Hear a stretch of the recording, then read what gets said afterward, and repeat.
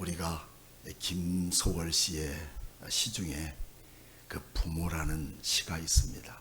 낙엽이 우수수 떨어질 때 그 시 내용을 보더라도 부모라고 하는 사람은 지금도 여러분들도 마찬가지겠지만 자기 자신을 위해 살아가는 그런 법이 없고, 부모는 언제나 자식을 위한 생각이 언제나 우선이고, 그 자식을 위해 희생하고, 자식을 위해 살아오고, 자식을 위해 먹지 않고, 자식을 위해 모든 것을 허비하는 게 부모이죠. 하지만 반면에 자식은 그 부모를 다 알기엔 너무나도 버거운 것이기에 김소월 씨에는 너도 나처럼 아비 되어 그때를 알아가리라 라고 시를 마칩니다. 자기가 직접 경험해 보지 않는 것을 우리는 걸어가는 것이 인생인데, 오늘 성경에는 야곱이라고 하는 사람에 대한 이야기를 저는 오늘로 예배 회복을 마치면서 야곱을 이제 마치려고 합니다. 야곱은 과거에 세상의 어떤 것들과도 비교할 수 없는 가장 고귀한 가치가 무엇인가? 그것은 내가 세상에 많은 것을 얻고 또 부유하고 많이 배웠고 또 많은 그런 이력이 있는 것으로 그 사람의 인격을 말하지 않습니다. 뭘로 말할 수 있는가? 그것은 스펙이 아니라 그분에게 주어진 인격은 가치입니다. 나는 어떤 가치를 세우고 사는가, 어떤 가치를 갖고 사는가가 그 사람의 됨됨이며 또 그 사람을 말해줄 수 있는 가장 커다란 대명사가 되는 것이죠. 야곱도 마찬가지였습니다. 형 에서 발꿈치를 붙들고 이 땅에 태어나면서부터 그가 가진 것은 딱 하나입니다. 세상에 얻어진 것들에 대한 만족, 가진 것들에 대한 노력, 그리고 배고프고 어려운 것들을 채우고자 하는 목적이 아니라 하나님의 거룩한 나라에 대한 가치, 주님이 주신 축복에 대한 그런 분량을 갖고 살았던 사람이 바로 야곱이었습니다. 그렇기 때문에 형 에서에게 도망가던 야곱은 창세기 28장에서 그는 베델이라고 하는 그 산에 머물러 밤을 맞을 때 그곳에서 하나님의 천사가 사다리를 타고 오르락 내리락하는 것을 보고서 하나님은 그를 축복하십니다. 야곱아, 네가 어디를 가든지 내가 너와 함께하고 너를 지켜주고 네가 가던 그 땅에서 마음껏 활동하다가 다시 너의 고향으로 돌아오게 해줄 거야.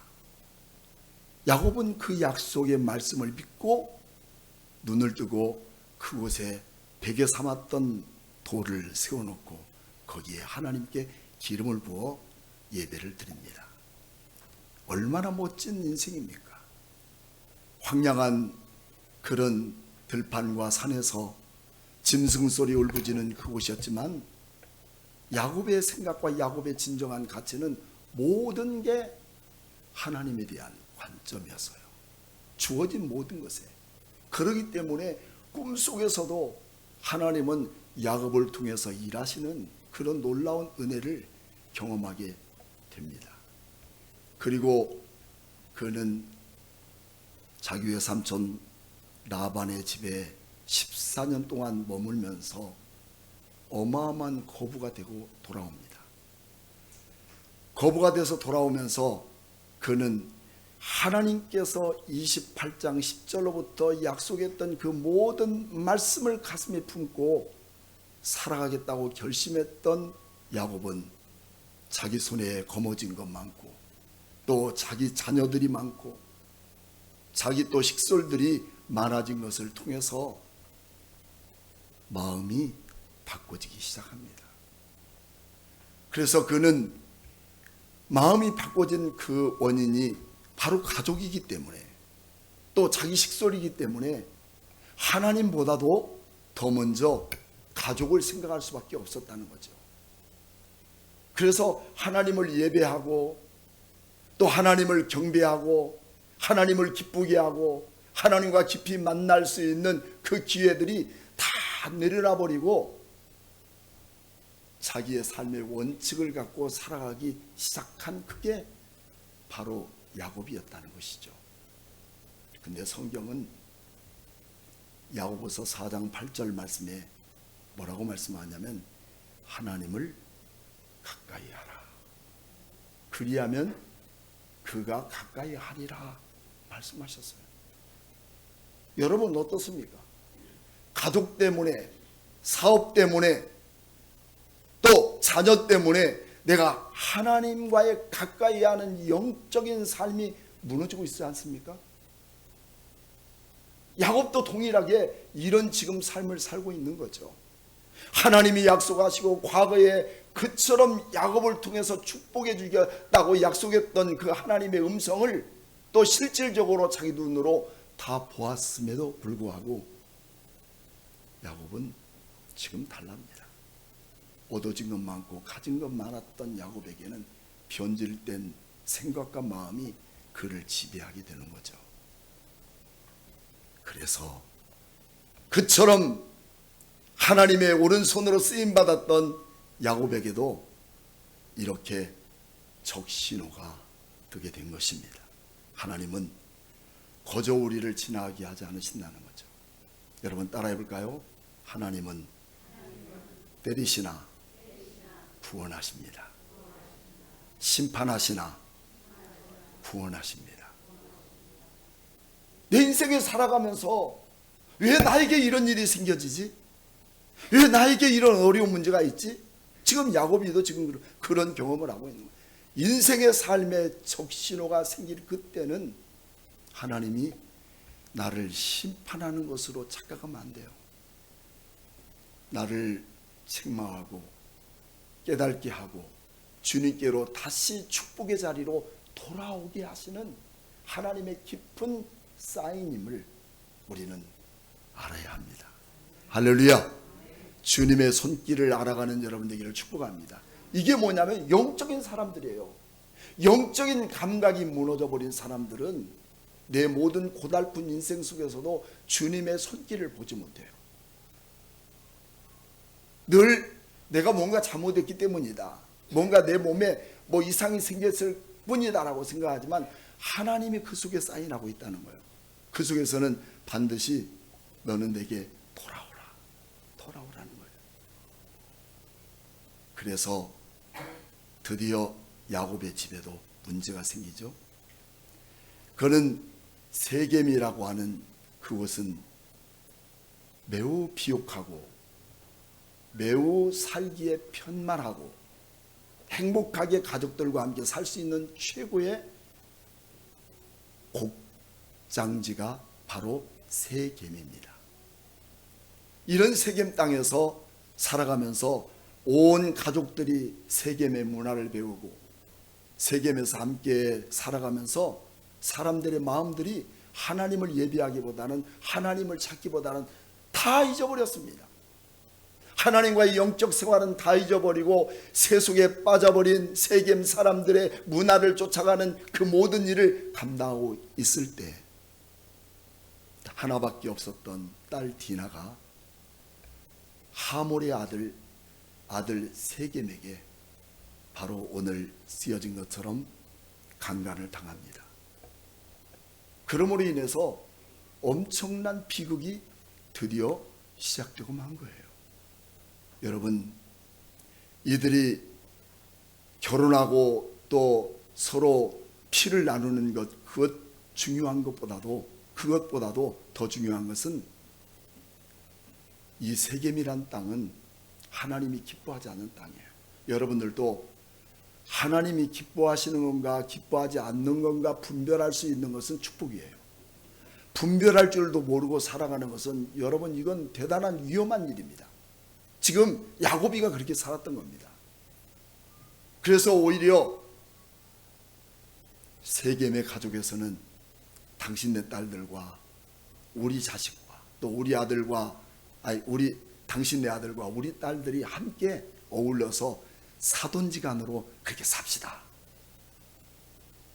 이것 때문에 지금 야곱이는 고민하고 있는 겁니다. 그때 큰아들 이름이 누구죠?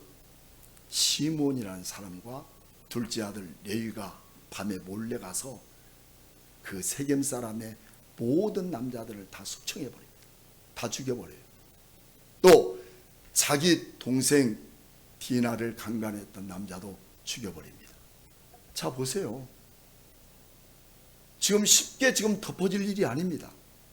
그 세겜 땅에서 이제 자기 인생을 벗삼아 살아가겠다고 거기에 안주하고 있는 야곱의 모든 가족들은 세겜 사람의 벌집을 건드려 버린 거예요.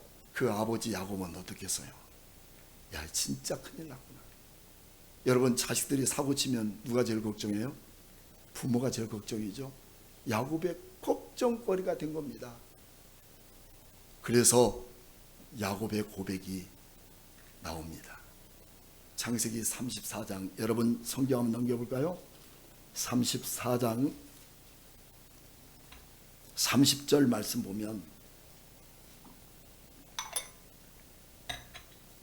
거기에 다음같이 나옵니다. 같이 한번 읽어볼까요? 시작.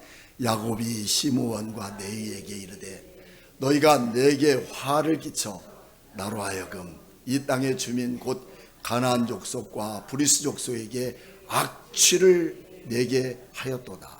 나는 수가 적은즉 그들이 모여 나를 치고 나를 죽이리니 그러면 나와 내 집이 멸망할 것이니라.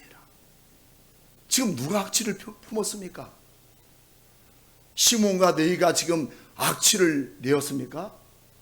근데 지금 야곱은 그 문제를 자기 자식들에게 돌리면서 이거 큰일 났구나. 이제 우리는 우리 집이 이곳에서 멸망할 수밖에 없구나. 그리고 우리는 그들에 비하면 싸울 만한 대상이 되지 못해. 가장 작은 수요로 어떻게 싸우겠느냐는 한탄하면서 지금 걱정이 태산인 거예요. 여러분, 오늘 인생을 살아가면서 내게 부딪혀진 어려움 때문에 걱정하고 밤새 잠 못 자고 괴로워하고 있습니까? 야곱처럼 말입니다.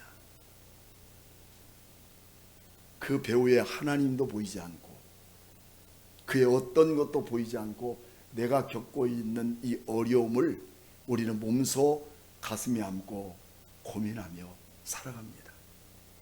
도대체 하나님, 여기에 주님은 계십니까? 나는 이곳에서 어떡하라 말입니까? 바로 그 얘기입니다. 야곱은 지금 꼼짝 못합니다. 앞으로 나갈 수도 없고 도망갈 수도 없고 도망가면 분명히 잡히고 말 텐데 이게 어떻게 하면 되겠느냐고 주저앉아 있을 그때에 끝이 아니에요. 여러분의 인생이 여기가 끝인 것으로 착각하지만 끝이 아니에요. 여러분들이 섬광처럼 빛나는 내 지혜가 내 인생의 삶의 터전인 줄 알지만 그거는 모사예요. 끝인 것 같은 그 인생 속에서 주님을 볼 수 있는 영적인 눈을 가진 자가 그리스도인 겁니다. 하나님의 자녀인 거예요. 오늘 이 시대에 이런 믿음을 주님께서 찾고 싶어, 이런 믿음을 가진 자를 찾고 싶은 것이 우리 주님의 마음이에요. 우리 교회도 어렵습니까? 곤고합니까? 힘듭니까? 거기에 분명한 해답이 있다는 거예요. 여러분, 주님은 지금도 일하십니다. 주님은 지금도 큰 눈을 뜨고 우리를 바라보십니다. 시편 121편을 읽어보십시오. 하나님은 어떤 하나님인지, 여러분에게 대해서 우리 하나님은 어떤 하나님인지를 우리는 시편 121편을 통해서 똑똑히 보고 그 주님을 바라볼 수 있는 믿음이 있어야 됩니다. 그때 그곳에서 하나님은 야곱에게 나타나셔서 야, 너 왜 그런 믿음을 가졌니? 그러니까 누가 뭐랬어? 세겜에 왜 이사 갔어? 세겜에서 사는 것이 네가 제일인 줄 알았지? 거기서 사는 것이 제일 행복한 줄 알았지? 그곳에서 내 자녀들을 잘 키고 잘 먹이고 잘 출세시킬 줄 알았지? 이게 우리 모두 우리의 생각일 수 있어요. 이거 착각이라는 거예요. 우리 주님은 그에게 혼내지 않으시고 책망하지 않으시고, 우리 주님은 말씀하십니다. 첫째, 뭐라고 말씀하시냐면 세 가지를 말씀하셨어요. 자, 첫째는 뭐예요? 둘째는? 세 번째는? 바로 이 포인트예요. 야곱이가 살 수 있고 야곱이 축복받은 놀라운 은혜를 회복해 나가면서 하나님이 언약과 약속한 일들을 야곱의 가정을 통해서 이루어갈 수 있는 가장 중요한 것은 다른 데 있잖아요. 세 가지예요. 너 그 자리에서 일어나라. 지금도 여러분 잘못된 자리에서 아직 내가 잘못한 건 줄도 모르고 살아가는 사람 많아요. 하나님은 분명합니다. 하나님은 나를 지켜보십니다. 내가 주님 앞에 어떤 짓을 하고 사는지 주님을 아신다는 거예요. 여행 갔다가 주일날 아침 와가지고 예배 오는 사람이 누가 있겠어요? 여러분 같으면 오겠어요? 자야지. 근데 이 자리에 지금 앉아있는 분도 있어요. 멀리서부터 아침 새벽부터 준비하고 온 사람들도 있어요. 모를 것 같죠? 저는 몰라요. 하나님은 다 아시고 보시고 그 사람의 심령을 깨트려 보시는 하나님이에요. 어떤 어려움과 핍박 속에서도 주님을 향한 거룩한 믿음이 있느냐는 거예요. 이게 그 사람에 주어진 가치인 겁니다. 가치인 거예요. 1517년 말틴 루터는 비덴버크에 95개 항목을 걸어놓고 개혁을 일으킵니다. 그들은 자기들의 교황청을 짓기 위해서 면죄부를 팔아요. 죽은 사람이 예수를 믿지 않고 신앙생활 않고 죽어도 여러분들이 이런 돈만 내면 구원받을 수 있다고. 이게 얼마나 성경에서 빗나간 내용입니까? 그래서 말틴 루터는 세 가지를 선포합니다. 첫째는 오직 성경, 그리고 오직 은혜, 그리고 세 번째는 오직 믿음입니다. 솔라 그라피아, 솔라 피데, 솔라 스크랩처. 이 세 가지는 지금까지 우리 개혁 기독교회를 총망라하는 세 가지 가장 중요한 핵심적인 내용이 바로 우리 교회도 동일하게 적용이 되는 겁니다. 우리는 오직 말씀으로, 오직 하나님의 은혜로, 오직 믿음으로 구원받는 거지, 예? 뭐 다른 성전 건축하기 위해서 면죄부를 팔아서 우리가 구원받는 거 아니에요. 진정한 하나님께로 돌아올 수 있는 그 길만이 살아가는 거예요. 이 땅 살아가면서 왜 세상 것 기웃거리며 살아가느냐는 겁니다. 그래서 하나님은 그들에게 다시 축복해 주시는 경고의 사인을 그들에게 보여주고 있는 거죠. 그래서 첫째로 우리는 일어나라는 겁니다. 여러분의 자리에서, 삐뚤어진 자리에서, 잘못된 신앙에서, 내가 이것이면 최고일 것이라고 생각하는 안주한 자리에서, 여러분 세겜이라는 땅은요 얼마나 비옥한 땅인지 그런 땅들을 찾고 싶어도 찾을 수 없는 땅들이에요. 여러분들 그런 부분을 뭐라고 말하냐면 명당이라고 말하죠. 명당은 머리 터져도 가져야 되는 거예요. 여러분 그렇습니까? 그런 곳에서 자식을 키우고 자식에게 무엇을 보여주고 가르치겠습니까? 바로 그것은 풍요와 우상으로 가득 찬 것이었고, 어느 곳을 보아도 하나님을 믿는 믿음에 대한 문화는 전혀 없는 거예요. 여러분의 가정도 그렇지 않습니까? 어디를 봐도 주님을 경배할 곳이 하나도 없는 그런 모습이 되어서는 안 된다는 거예요. 제가 어느 번 차를 좀 얻어 타게 됐어요. 출발하면서부터 방송은 고정이 되어 있어요. 무슨 방송일까요? 극동방송. 극동방송. 하루 종일 찬양이 나오고 하루 종일 말씀이 나오고, 저도 가끔 극동방송을 듣다가 한쪽에 차를 세워놓고 같이 기도하고 같이 울고,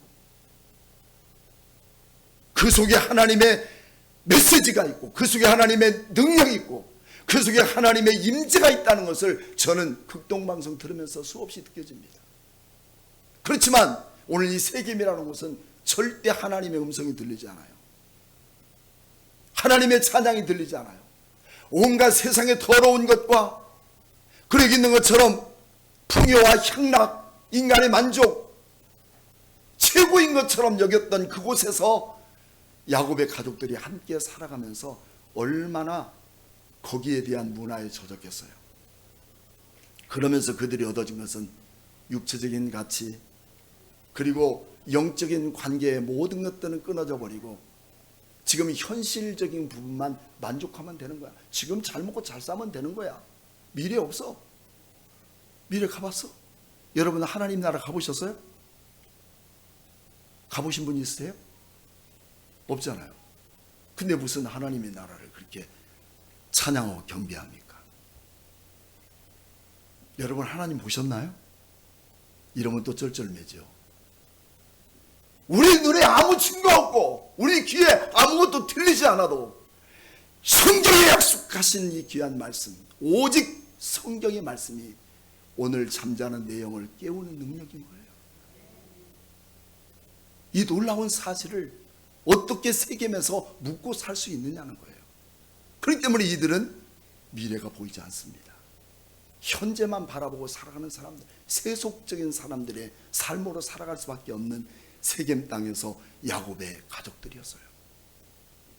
그곳에서 너 일어나라는 거예요. 여러분 우리는 과거를 청산하지 않고 절대로 참된 그리스도인이 될 수가 없는 거예요. 정리해야 합니다. 나의 옛사람을 정리하고 새 사람으로 거듭나는 능력이 있어야 돼요. 그럴 때 하나님은 우리에게 영적 가치를 부어줍니다. 내가 그만큼 희생할 수 있고, 내가 그만큼 가슴이 찢어지고, 그만큼 내가 어려움을 겪으면서도 믿음을 주장하고 믿음을 지켜나가고 믿음대로 살아가려고 노력할 때 진정한 영적 가치가 세워지는 법이에요. 그래서 하나님과의 온전한 관계가 회복되고 그 가운데서 우리의 참된 미래의 소망은 하나님께 있습니다. 그것이 하나님이신 축복이에요. 세상의 축복으로 사시겠습니까? 아니면 하나님이 주신 축복으로 사시겠습니까? 오늘 여러분들은 모두가 다 하나님이 주신 축복으로 살아갈 줄로 믿습니다. 두 번째는 과거의 베델로 다시 돌아가라. 뭐냐면 여러분들도 인격적으로 주님을 만날 때 있죠. 만난 적 있으십니까? 고등학교를 졸업하니 갈 곳이 막연한 거예요. 뭘 하고 살지? 뭘 먹고 살지? 내가 뭘 해야 될까? 고민할 때 여러분 생각해 봐요. 나의 어린아이가 오직 갈 곳은 하나밖에, 교회밖에 없어서 교회에서 밤에 기도하고 있었어요. 하나님, 저 어떻게 하면 좋아요? 오늘 이곳에서 내가 뭘 해야 해요? 그럴 때 우리 주님은 찾아오셨어요. 그 뜨거운 하나님의 깊은 영적 관계가 그 속에서 이루어져서 온몸은 불덩이가 되어져요. 그리고 그때에 하나님이 나를 콜링하시고 소명하시는 기회가 됐다는 거예요. 저는 지금까지 목회하면서 그때 하나님, 그때 나를 부르신 하나님 여전히 여기 계시고 앞으로도 계시고 오늘 나뿐만 아닙니다. 여러분들도 마찬가지입니다. 다 주님이 부르신 그 부르심이 오늘 우리에게 있었다는 거예요. 지금 그때를 주님께서 야곱에게 회생시켜 준 겁니다. 너 과거에 나 만났던 곳 알지? 알죠? 그것이 어디야? 물었더니 베델입니다. 너 그 베델로 다시 올라가거라. 다시 올라가라는 겁니다. 그래서 베델은 어떤 곳인가? 베델은 어떤 곳인가? 베델은 오늘 창세기 28장과 28장에서부터 34장, 35장 매우 중요합니다.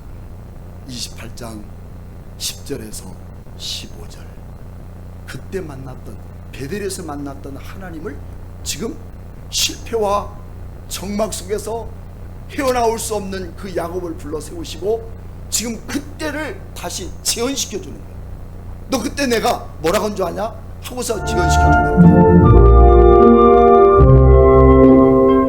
야곱이 부엘세바에서 떠나 하란으로 향하여 가더니 한 곳에 이르러는 해가 진지라. 거기서 유숙하려고 그곳에 한 돌을 가져다가 베개로 삼고 거기 누워 자더니 꿈에 본즉 사닥다리가 땅 위에 서 있는데 그 꼭대기가 하늘에 닿았고 또 본즉 하나님의 사자들이 그 위에서 오르락 내리락 하고 또 본즉 여호와께서 그 위에 서서 이르시되 나는 여호와니 너의 조부 아브라함의 하나님이요 이삭의 하나님이라. 내가 누워있는 땅을 내가 너와 내 자손에게 주리니 내 자손이 땅에 티끌같이 되어 내가 서쪽과 동쪽과 북쪽과 남쪽으로 퍼져나갈지며 땅의 모든 족속이 너와 내 자손으로 말미암아 복을 받으리라. 내가 너와 함께 있어 내가 어디로 가든지 너를 지키며 너를 이끌어 이 땅으로 돌아오게 할지라. 내가 내게 허락한 것을 다 이루기까지 너를 떠나지 아니하리라 하신지라. 너를 떠나지 아니하리라. 하나님은 그에게 약속합니다. 너와 함께 있고 네가 어디를 가든지 너를 지키며 네가 갔던 곳을 다시 돌아올 것이며 너를 내가 결코 떠나지 아니하시리라. 내 주와 맺은 언약은 어때요? 불변하지. 변하지 않아요. 문제는 내가 변한 거지 주님 변하지 않아요. 그 약속을 주님은 지금 기억하고 너는 베델에 가라는 겁니다. 그리고 그 음성을 다시 듣게 하시는 거죠. 그리고 그것을 뭐라고 하냐면 하나님의 집이다 라고 말합니다. 좀 내려보시면 야곱이 잠깨어 이르되 여호와께서 과연 어디에 계시거늘? 여기에 계시거늘 내가 알지 못했도다. 하나님은 지금 여기 계시는 거예요. 이곳에 내가 방황하든 내가 두려워하든 내가 걱정하든 내가 염려하든 바로 그곳에 우리 주님은 여기 계시는 곳이다. 그래서 이에 두려워서 이르되 두렵도다 이곳이요. 17절 이것은 다름이 아닌 누구의 집이요? 하나님의 집이요. 이는 하늘의 문이로다. 우리 주님의 성전, 즉 다시 말하면 우리 주님이 임재하시는 그곳에 주님을 경외하는 마음, 이게 두렵고 떨림에 대한 마음이에요. 무서워서가 아니라 그분의 임재, 그분이 계시는 곳이기 때문이에요. 여러분 우리 교회 들어올 때 어때요? 무섭습니까? 두렵습니까? 아니에요. 주님이 이곳에 계시기 때문에 우리는 주님과 함께 더불어 임재하는 그곳에 새로운 평안과 새로운 소망과 새로운 기쁨을 주실 그 주님을 기대할 때마다 여러분 집에서 편히 잘 수 있는 그런 곳이 아니더라고요. 저도 어제 퇴근하고 집에 잠깐 있다가 주님께 다시 한번 기도하러 가야 되겠다. 성전을 들려서 기도하고 더 있고 싶고 더 머물고 싶고, 왜? 주님이 임재하시는 곳이기 때문인 것이죠. 그래서 임재하는 이곳을 통해서 하나님이 다시 한번 새로운 만남을 약속해 주십니다. 28장 22절 함께 봅시다. 내가 기둥으로 세운 이 돌이 하나님의 집이 될 것이요 하나님께서 내게 주신 모든 것에서 10분의 1을 내가 반드시 하나님께 드리겠나이다 하였더라. 자, 야곱은 여기에서 세 가지를 고백합니다. 첫째는 하나님의 집, 하나님 중심. 두 번째는 하나님의 성전, 교회 중심. 세 번째는 하나님께 주어진, 내게 주어진 삶을 통해서 감사함으로 감사함으로 살아야 되겠다는 말씀 중심의 삶이 오늘날 성도의 표지가 되는 거예요. 여러분 어떻게 사시겠습니까? 첫째는 야곱처럼 하나님 중심, 두 번째는 성전 중심, 세 번째는 말씀 중심으로 살아야 되겠다는 내 삶의 진정한 신앙의 가치가 세워질 수 있는 사람으로 오늘 살 것을 약속하고 있는 야곱의 모습을 우리는 보고 있습니다. 그때 이제 과거를 뒤돌아보고 이제 현실로 돌아오는 겁니다. 35장으로 넘어가 봅니다. 35장으로 현실로 돌아왔는데 35장에 뭐라고 말하냐? 여러분 3절 말씀, 35장 3절 말씀, 우리가 일어나 어디로 갑니까? 그때 말씀하셨던 하나님, 그때 경험했던 하나님, 그때 인격적으로 만났던 그 하나님이 원하시는 그 자리로 돌아갈 것을 약속한 것을 시행하는 거예요. 자, 이제 우리 가족들아, 이곳에 머물면서 우리는 얼마나 피폐했고 하나님 없는 생활이 우리에게 주어진 만족한 것으로 여겼지만 그것이 아니었구나. 그것은 내게 하나님께서 멀리한 영적 고통의 시간이었구나. 이제 우리 가족들 모두 새롭게 출발하자 하고서 3절 말씀에 어디로 가자? 베델로 가자. 하나님의 성전으로, 하나님이 임재하시는 곳으로, 하나님이 우리를 지켜보시는 곳으로, 하나님이 우리를 보시는 그 자리로 올라가자. 내 환난 날에 내게 응답하시며 내가 가는 길에서 나와 함께 하신 하나님께 내가 거기서 뭘 하겠습니까? 제단을 쌓으려 하노라. 여러분 이런 곳에 가는 것도 중요하지만 그 앞절 2절 말씀 보면 세 가지를 버릴 것을 약속합니다. 첫째는 이방신을 버리고, 두 번째는 자신을 정결케 하고, 세 번째는 의복을 받고 입는다. 이것을 볼 때 야곱의 가족들은 세겜에 살면서 얼마나 깊은 우상에 빠졌는지. 우상들은 세겜 만든 거죠. 거의 장신구입니다. 저도 터키를 한번 가봤는데 거기는 거의 다 장신구예요. 장신구인데 어떤 장신구예요? 그때 당시에 섬겼던 우상의 장신구예요.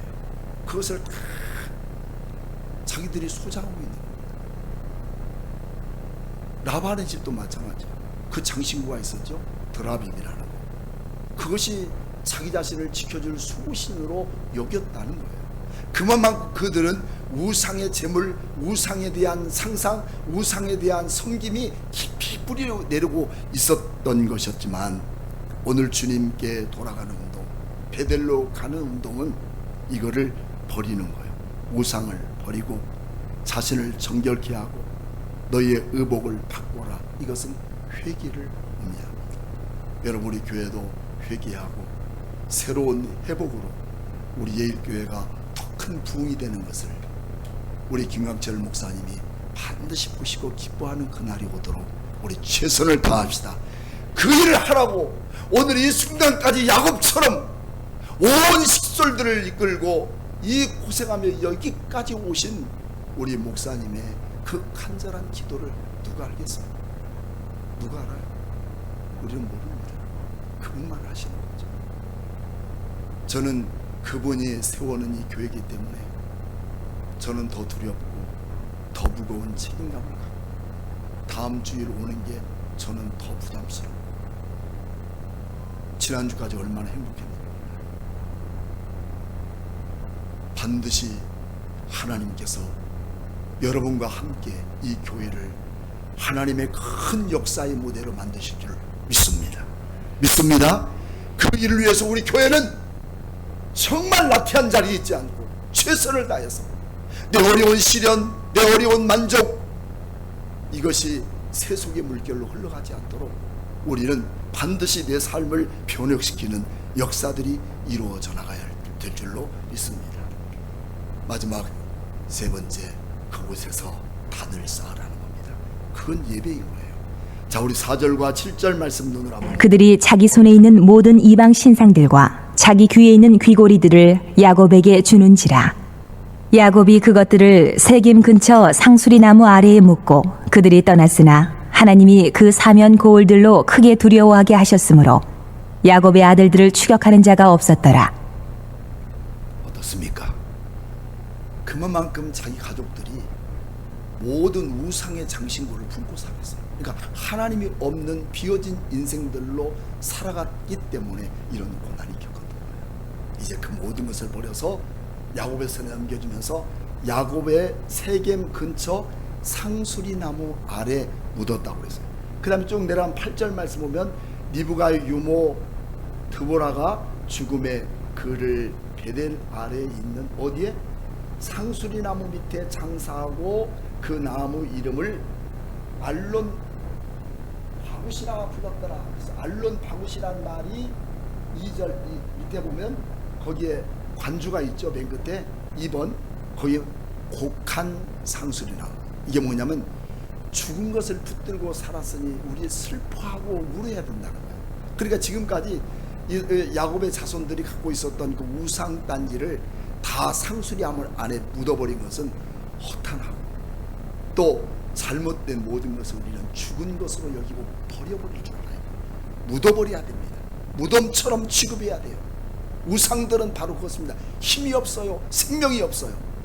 여러분의 삶 속에서 새 속에 얽매여 있는 그 모든 것이 나를 풍요롭게 만들고 위대하게 만들 줄 알죠. 여러분, 이것은 우상에 불과합니다. 우리 주님이 주신 축복이 여러분의 가정 속에 넘칠지어다. 주님 주신 축복으로만 살아가야 됩니다. 그것이 바로 과거를 버리고 이제 새로운 삶으로 살아갈 것들을 우리에게 축복하고 있는 거죠. 그게 바로 신상들, 또 귀걸이들, 이런 모든 것들을 버리는 부분들이게 되겠습니다. 이제 그리고 모든 것을 예배로 드렸더니 그 세겜 사람들이 야곱을 쫓아왔어요? 얼마든지 쫓아올 수 있어요. 이거 죽여도 지금 분이 안 풀릴 거예요. 자기 가족들을 다 죽여버렸는데 어찌 그만두겠어요? 근데 하나님이 여기까지! 너는 더 이상 야곱을 쫓지 마라. 이는 내가 붙들었느니라. 할렐루야. 할렐루야. 여러분 마찬가지입니다. 우리의 고난도, 우리의 고통도, 우리의 아픔도 주님 멀리할 때 있었던 모든 것 여기까지.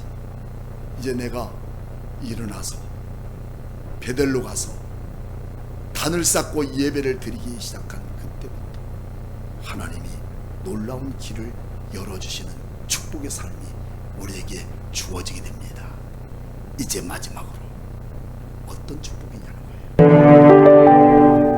야곱이 밧단 아람에서 돌아오매 하나님이 다시 야곱에게 나타나사 그에게 복을 주시고 하나님이 그에게 이르시되 내 이름이 야곱이지만은 내 이름을 다시는 야곱이라 부르지 않겠고 이스라엘이 내 이름이 되리라.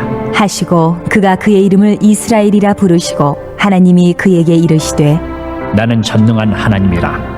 생육하며 번성하라 한 백성과 백성들의 총회가 내게서 나오고 왕들이 내 허리에서 나오리라. 내가 아브라함과 이삭에게 준 땅을 내게 주고 내가 내 후손에게도 그 땅을 주리라. 하시고 하나님이 그와 말씀하시던 곳에서 그를 떠나 올라가시는지라. 야곱이 하나님이 자기와 말씀하시던 곳에 기둥 곧 돌기둥을 세우고 그 위에 전제물을 붓고 또 그 위에 기름을 붓고 하나님이 자기와 말씀하시던 곳의 이름을 베델이라 불렀더라.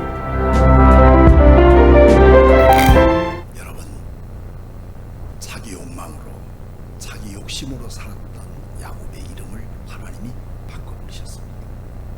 어떻게 바꿉니까? 주님만 바라보는 사람, 주님만 의지하는 사람으로 살아갈 때 하나님께서 다시 14절로 또 11절과 12절 말씀으로 다시 축복을 회복시켜 주시는 거죠. 이게 야곱이 아니라 우리는 주님만을 바라보는 하나님의 사랑으로 살아가는 거룩한 축복이 오늘 여러분과 저에게 함께 있음을 믿습니다.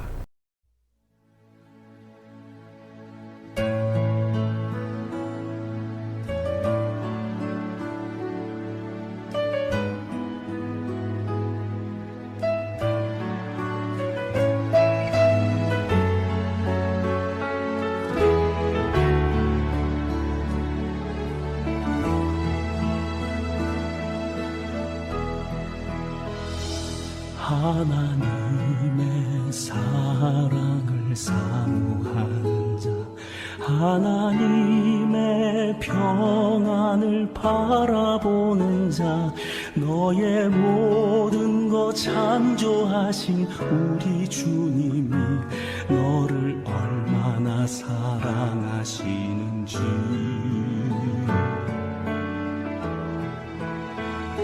하나님께 찬양과 경배하는 자, 하나님의 선하심을 닮아가는 자, 너의 모든 것 창조하신 우리 주님이 너를 자녀 삼으셨네.